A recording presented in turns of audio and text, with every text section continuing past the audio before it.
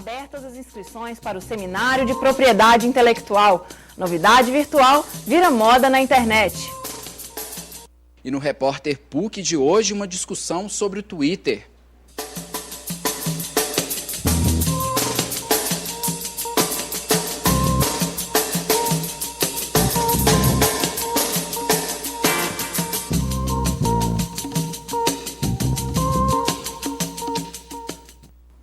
Olá! Já estão abertas as inscrições para o segundo Seminário de Propriedade Intelectual. O evento vai debater a proteção da propriedade intelectual e acontece de 13 a 15 de maio no auditório da FIENG, que fica na Avenida do Contorno, 4.250. Os interessados podem se inscrever pelo site www.pucminas.br/seminário-PI. O prazo é até segunda-feira, dia 11 de maio. Uma ferramenta de interação e troca de informações em tempo real. O site de rede social Twitter tem despertado a curiosidade de quem utiliza a internet. Desde janeiro deste ano, o número de visitas ao Twitter em todo o mundo cresceu mais de 900%. No Repórter PUC de hoje, conheça um pouco mais sobre essa novidade virtual. Conhece o Twitter? Conheço. Como que é?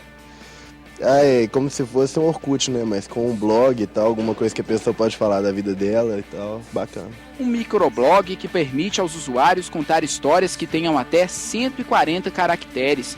O Twitter é uma ferramenta interessante para quem quer mostrar algum trabalho, falar sobre curiosidades, indicar livros ou sites e até mesmo fazer comentários sobre vida pessoal.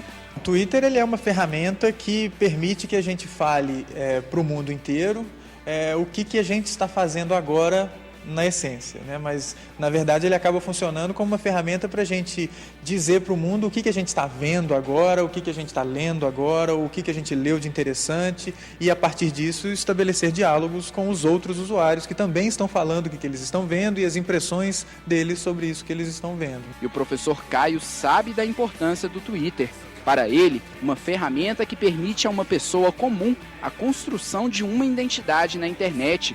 O microblog, que foi fundado em 2006, está em ascensão. É o começo de uma curva crescente que ainda vai crescer bastante. Eu acho que começou agora a aparecer para as pessoas, mas ainda vai crescer muito mais, ainda tem muita gente para entrar e muita gente para usar efetivamente. Eu acho que aqui é um lugar que pode se configurar como um grande espaço de discussão e de diálogo entre muitos usuários e entre grupos fechados também. Na busca por notícias, muitos jornalistas utilizam hoje o Twitter. No Twitter não é possível a construção de, por exemplo, uma reportagem pelo número de caracteres, mas o jornalismo tem muito ainda para explorar neste espaço da internet. O Twitter ele se mostra uma ferramenta bem interessante do chamado jornalismo participativo, que talvez não seja bem jornalismo, mas é muito mais o cara testemunhou um evento, tirou uma foto, colocou na internet e põe o link ali. Ele não necessariamente está fazendo aquilo jornalisticamente, mas ele está mostrando uma notícia, está mostrando um fato. Isso é muito bacana. E para falar mais sobre esse assunto, conversamos agora com dois usuários do Twitter. O coordenador de pós-graduação, produção em mídias digitais da PUC Minas, Jorge Rocha, e a aluna do 4º período de comunicação integrada na PUC São Gabriel, Hanna Oliveira. Hanna, Jorge, Sander, sejam bem-vindos ao Espaço PUC de hoje. Okay. Jorge, então para começar, né, a definição de Twitter para você, o que é? Sempre dizem que o Twitter é um microblog, né? Eu prefiro pensar numa coisa um pouco mais abrangente mesmo, categorizando como rede social, né? Que é um espaço onde você tem aquela interação entre pessoas que vão juntar 3 fatores fundamentais na comunicação, né? Que é a informação, que é a opinião e que é a argumentação, né? São 3 pilares que você não pode nunca destacar, nunca pode colocar em separado quando se fala em comunicação social. Então o Twitter hoje é uma das maiores redes sociais que pensam a comunicação mesmo de uma forma a integrar esses valores, né? A proporcionar o que a gente chama de interação na prática, e não apenas questões conceituais. E qual que é o grande diferencial do Twitter? Qual que é a grande sacada desse site de relacionamento social? A grande sacada disso tudo, na verdade, é você subverter, né, para aquilo que ele foi criado inicialmente. Você expõe aquela perguntinha, what are you doing now, né, que está fazendo agora? Então, os interagentes, eu dei a palavra usuário, vamos trabalhar com a ideia de interagente, que pensando em interação, né? Então, aqueles interagentes que se cadastraram no site pensaram o seguinte: bom, eu não vou ficar aqui respondendo o que eu estou fazendo agora, eu posso ampliar esse meu campo de comunicação aqui, né? Na ideia de você narrar uma história, de você dar a sua opinião sobre um assunto, de você colocar a sua produção própria, né?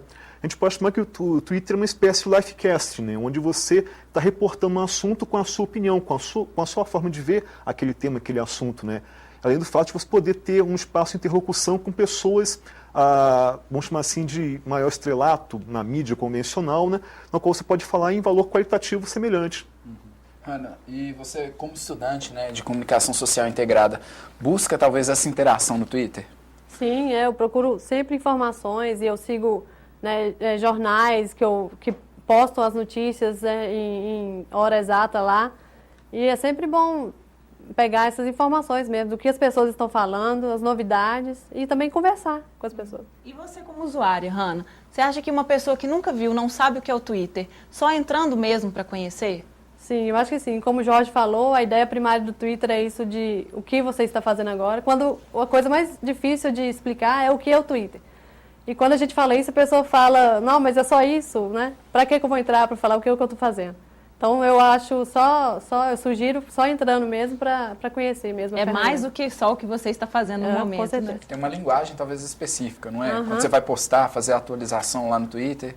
Sim, quando a gente quer fazer sobre um evento, aí a gente chama tag, que é para quando reúne as informações numa determinada tag, que fica mais fácil para você buscar sobre determinado assunto que você quer.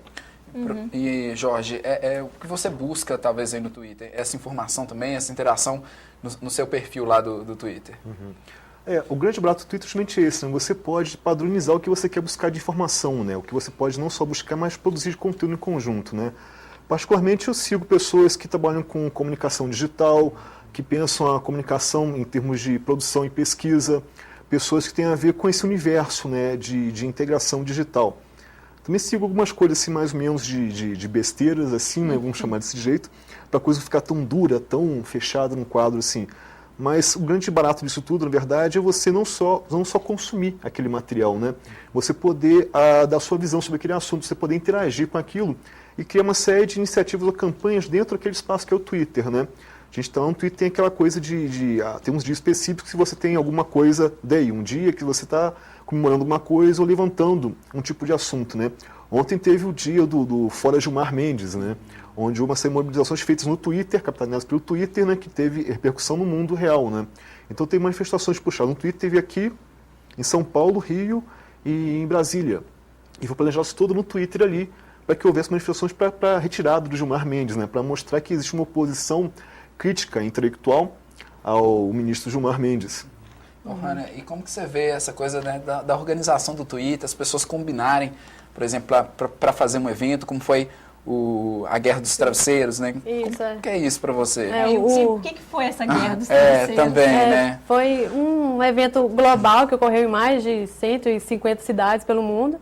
E isso é muito forte no Twitter, a mobilização de pessoas, porque ele consegue agregar várias pessoas. Se você posta uma coisa, seus seguidores vêm, aí um outro seguidor também retuita essa mensagem, então os outros seguidores vêm, então consegue agregar mais esse tipo de coisa. E esse Pillow Fight Day foi pessoas do mundo todo se reuniram em uma guerra de travesseiros, e aqui em Belo Horizonte ocorreu na Praça da Liberdade, e o intuito inicial disso era fazer em algum espaço público para incentivar as pessoas a usar os espaços públicos mesmo, das cidades. E aqui em Belo Horizonte foi na Praça da Liberdade, ocorreu, acho que teve umas 300 pessoas, acho que foi a segunda maior cidade que conseguiu agregar as pessoas. Então tem isso no Twitter, um segue o outro e obtém informações e vira mesmo uma própria rede, né? Isso, as informações vão passando, reciclando, cada um vai pegando. Jorge, tá em crescimento então o Twitter? Aqui no Brasil? Está numa fase de crescimento, né? Como o Caio César falou, a gente está numa curva que só tende a subir, né? A gente falta muito ainda, do meu ponto de vista, que acho que do Caio César também, para você alcançar um apogeu do Twitter, né? Seja no Brasil, seja em outros países do mundo, assim, né? O que a gente tem hoje, de verdade, é um processo de amadurecimento. No final das contas, para a gente poder mas poder trabalhar com ideias variadas para que serve o Twitter, afinal de contas, né? A gente passou aquela fase, já expandiu aquilo da ideia de você não reportar só o que você está fazendo. Então hoje uma série de usos, inclusive jornalísticos, né? Inclusive colaborativo, que eu acho essencial, essa ferramenta. Pois é, esse crescimento de usuários no Twitter mostra esse aumento da participação dos produtores de conteúdo, novos produtores, pessoas comuns que de repente não precisam ser jornalistas para produzir um conteúdo, Jorge? Chama atenção para isso? Sim, essa ferramenta é excepcional nesse sentido, né? Que é onde você pode permitir qualquer cidadão, ele possa sua própria mídia, né? É a ideia central do Lifecasting. Você não precisa de uma mídia centrada para você produzir material de informação. E muito melhor nesse sentido que você pode produzir informação na qual você coloca sua opinião e sua argumentação, né? Você não fica dependente das mídias tradicionais para poder produzir um conteúdo informativo, né? E você cria uma rede em torno desse material, dessa questão de você produzir por conta própria. Hanna, o Twitter também, você utiliza ele, por exemplo, bater um papo com os colegas, por exemplo, lembrar que amanhã tem uma prova na faculdade, tem Sim. esse tipo de coisa também? Não, sim, eu sigo desde amigos até pessoas mais personalidades, e com os amigos a gente conversa um pouco. Não gosto muito assim de conversar, porque eu falo, não, quem está me seguindo às vezes não quer saber disso. Mas é bacana. E tem personalidades, né, que tem o Twitter. Celebridades, pessoas... celebridades. Tem o Fantástico, lançou ao vivo outro dia o Twitter do Show da Vida. A gente pode também ter acesso a alguns portais, tem o G1, a Folha Online. Marcelo Taz, né? Ah, é o Marcelo Taz. Famoso, né? Maynard, aquela discussãozinha, né, professor, que teve também no Twitter. O Twitter também serve para isso, né? Para discussões públicas, né? Entre o Diogo Maynard e o Marcelo Taz. Eu fiz questão de não acompanhar, não senti a menor falta de não acompanhar essa discussão, quis passar ao largo disso, né? Mas o Twitter, na verdade, é uma ferramenta que você amplia a ideia de próprio espaço público, né? Você tem, na verdade, uma série de conversações que ocorrem lá. Você pode muito bem, na mesma ideia de você reportar um assunto, você pode promover uma discussão, onde várias pessoas podem agregar conteúdo ali, né? Eu me disse que a Twitter é uma grande mesa de bar, né? Qualquer pessoa, você está ouvindo uma conversa do lado, você já mete seu bedelho naquela conversa, já muda aquela situação. Esse é um grande barato. É isso aí, gente. Então vamos twittar, né? Cada vez mais. Obrigada, Jorge, Hanna, Sander. Até semana que vem. Obrigada pela participação de vocês hoje aqui no nosso programa. E o Espaço PUC de hoje fica por aqui. E você, tem alguma dúvida ou sugestão para o nosso programa? Então escreva para a gente. O endereço é espaçopuc@pucminas.br. E amanhã tem Espaço Cult ao vivo, às 5h30 da tarde, com reprise às 8h30 da noite, aqui pela PUC TV. E também assista o nosso programa diariamente na TV Horizonte, às 8h15 da noite. Não perca, até lá!